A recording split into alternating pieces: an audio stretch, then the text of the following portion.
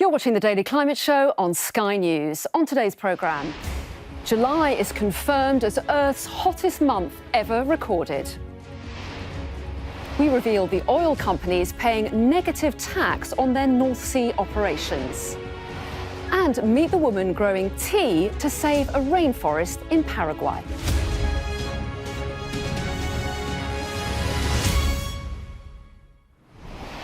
Hello and welcome to the UK's only daily climate news show.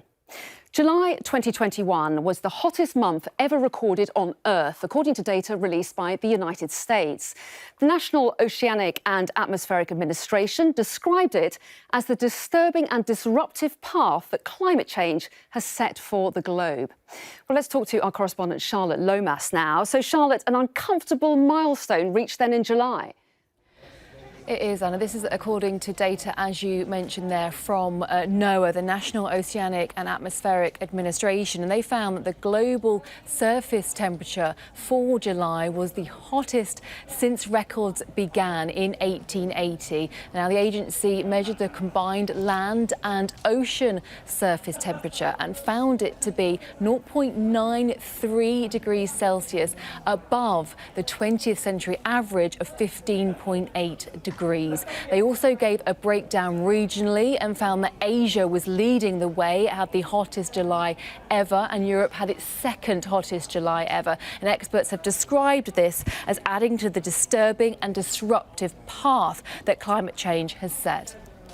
Charlotte, thank you. Well, red alert heat warnings have been issued across Italy as southern Europe continues to experience a severe heat wave. So let's take a look then at what's happening today. And this is the EU's emergency monitoring system. Now, it forecasts fire danger levels based on meteorological predictions. And you can see here that large areas of Turkey, Greece, Albania and southern Italy as well are dark purple. Now, these areas are most at risk of fire. And it's the same for North Macedonia, Spain and Portugal, as well as Tunisia. Now, if you look at the red dots, they show where there have been active fires just in the last 24 hours. Well, while wildfires are a common occurrence, there's a very specific link to our changing climate, which is known as the climate feedback loop. Now, increased global emissions lead to higher temperatures, which cause milder winters and longer summers. Now, these conditions leave forests full of dried out and dead vegetation, which acts as fuel. Now, that means that man-made and natural fires start easily and spread quickly. Now, when forests burn, trees release carbon dioxide and other greenhouse gases into the atmosphere, and that increased amount of carbon accelerates global warming, pushing temperatures up even further and causing that cycle to continue. Now, in the town of Tivoli, east of Rome, residents have been forced to evacuate after a fire broke out in Rome. It's one of hundreds of fires that are continuing to rage across southern Italy. And the fires are burning in the US too. These pictures show the extent of the devastation in Northern California.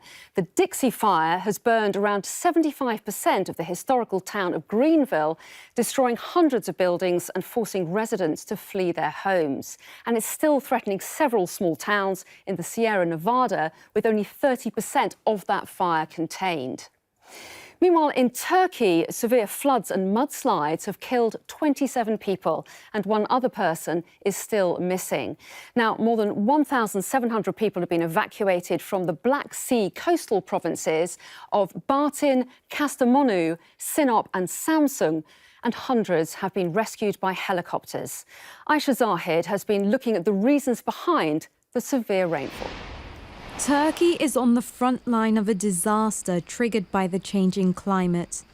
Flooding in the northern region has destroyed homes and claimed lives.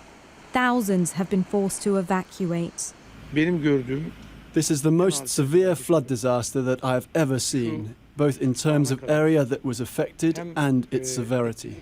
Despite suffering repeated extreme weather events, Turkey remains the only G20 country not to ratify the Paris Climate Agreement. A summer of record-breaking temperatures contributed to this deluge. When air heats up, it holds more moisture.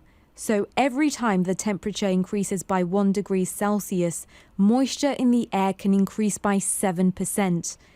This water has to go somewhere, and that's why we see increases in intense rainstorms.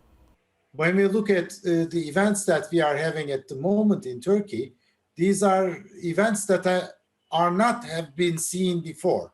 Certain countries are in much worse shape, like Bangladesh or India or Pakistan. All of these countries will have worse problems than the average of the world, but nobody is spared.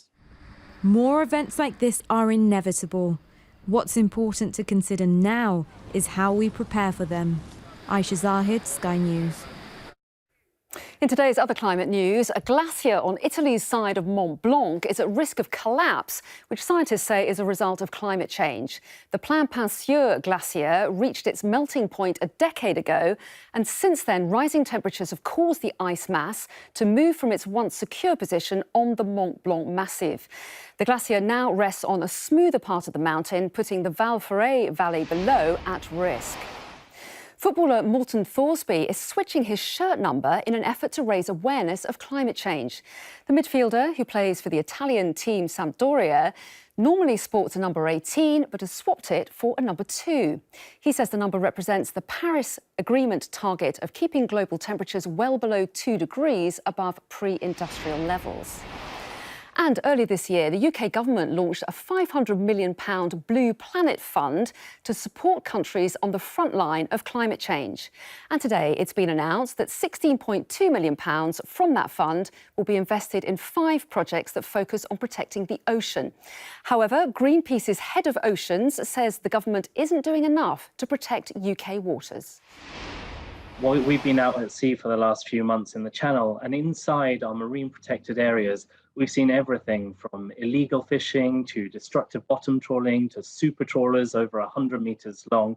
The UK, if it wants to be a global leader, if it wants to be seen to be a world leader in ocean protection, it has to do the work at home to protect its marine protected areas, as well as the work that it's doing overseas. Some of the world's biggest oil companies are currently paying negative tax in the UK on some North Sea operations. Official data shows in the tax year 2019 to 20, ExxonMobil received £117 million in total from HMRC. Shell got £110 million and BP received £39 million. And they're not alone. Our climate correspondent, Hannah Thomas-Peter, has more.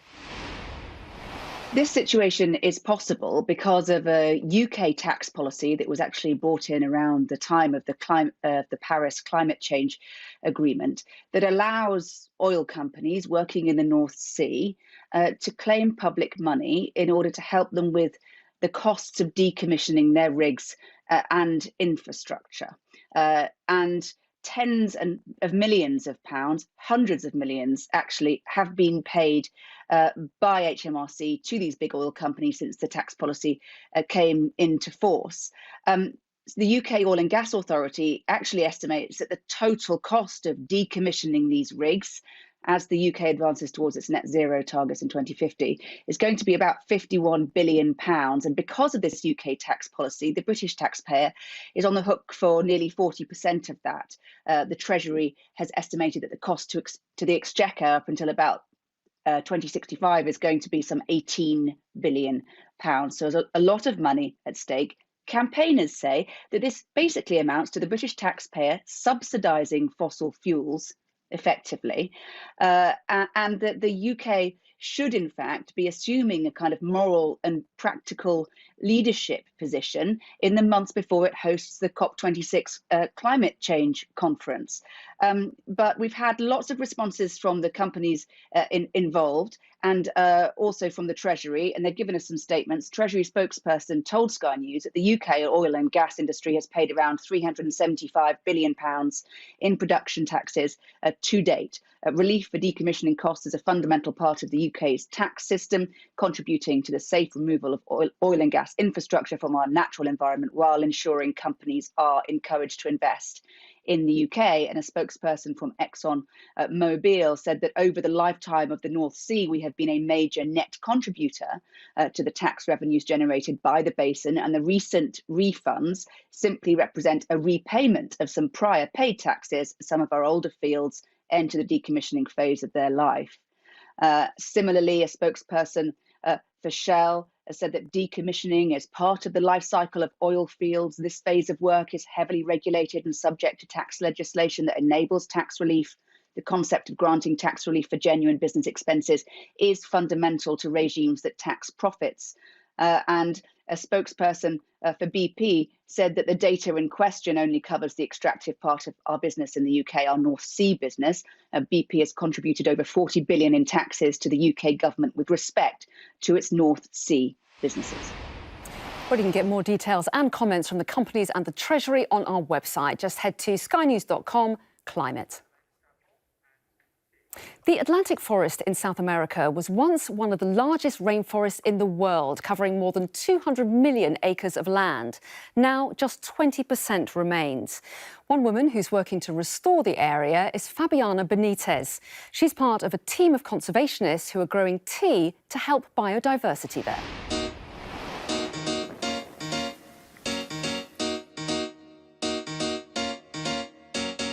So since I was a kid, I want to be involved in biodiversity.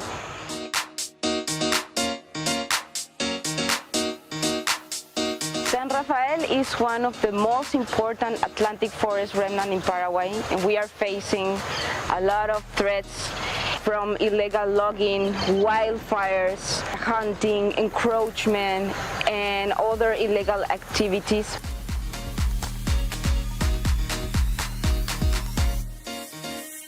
And how do we do this job? Using yerba mate. Yerba mate is a native plant of the Atlantic forest. It's part of our identity as Paraguayans and is globally known as tea.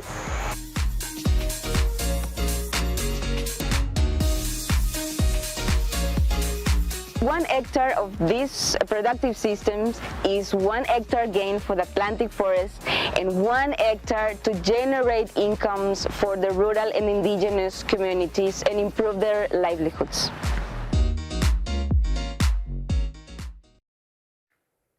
Well, that's everything from us today, but don't forget to check out the weekly climate show.